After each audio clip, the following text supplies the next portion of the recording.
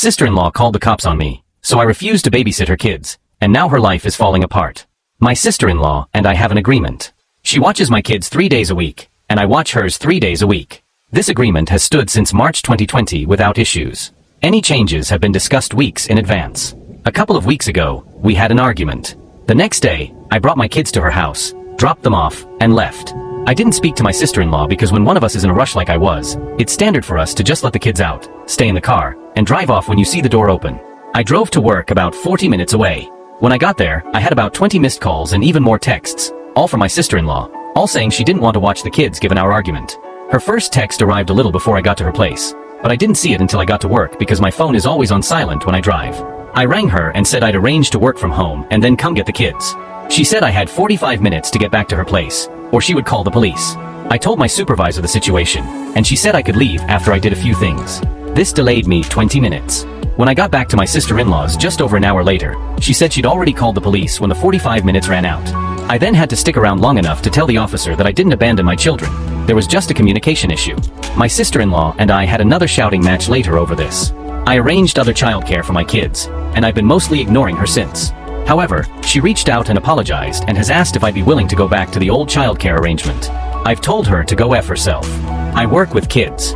If I got child abandonment on my record, I would never work in my field again, which she knew, and her calling the police was a massive overreaction. So if she needs a babysitter, she can go whistle for all I care. She said that if I checked my phone, talked to her that morning, or came back when I was supposed to, she would not have needed to call the police. And I did this to myself, as she gave me a warning with that first text, and I could have checked my phone or spoken to her directly when I got to her place. All of which she says she would have done if she were in my position given that we'd argued the night before.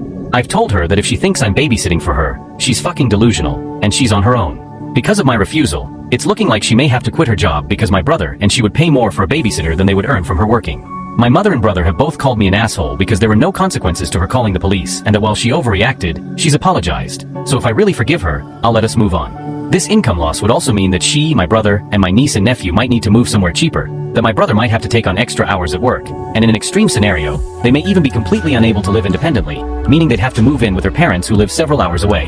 Update. After all the confusion with my sister-in-law, things got even more complicated. As expected, she tried to pass the responsibility of taking care of the children to my mother, who is already elderly. At first, I even thought it was good because my mother thought I was the asshole in the story, and I wanted to see how she would deal with my sister-in-law and the kids. I thought it would be the perfect opportunity for her to better understand what I was facing. But, as was predictable, it didn't take long for the situation to get out of control.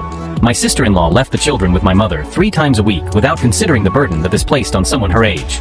On a specific day, my mother called me feeling unwell with high blood pressure, and I had to leave work to take her to the doctor.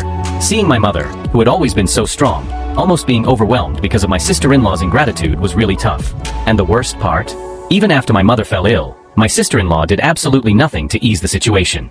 She kept leaving the kids there as if it were my mother's obligation to take care of them, even after my mother said it was difficult.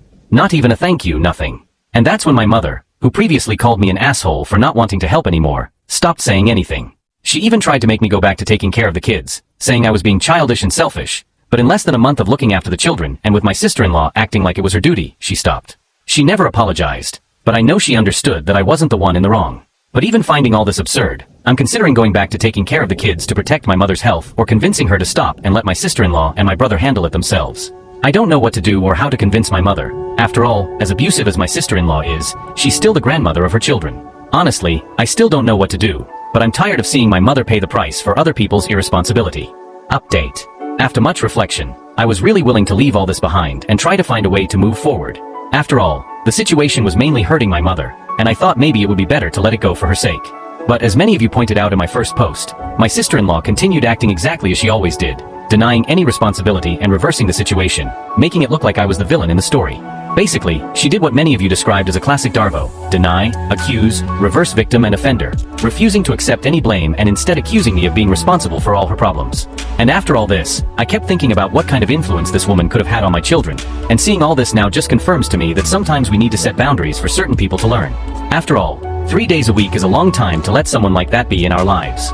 Even so, I almost accepted the situation for my mother's sake, but every time I saw my sister-in-law's attitude and remembered everything she put me through, I realized I couldn't just be passive and let this continue.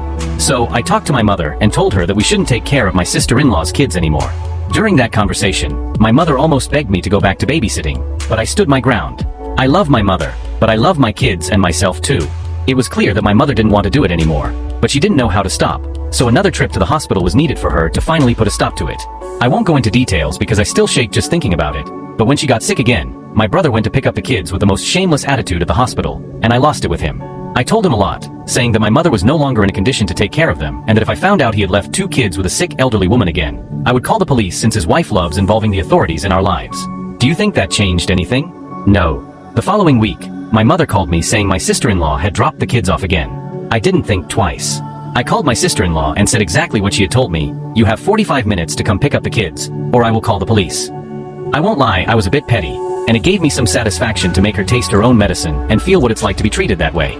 I was angry, but honestly, I don't think I would have had the guts to call the police.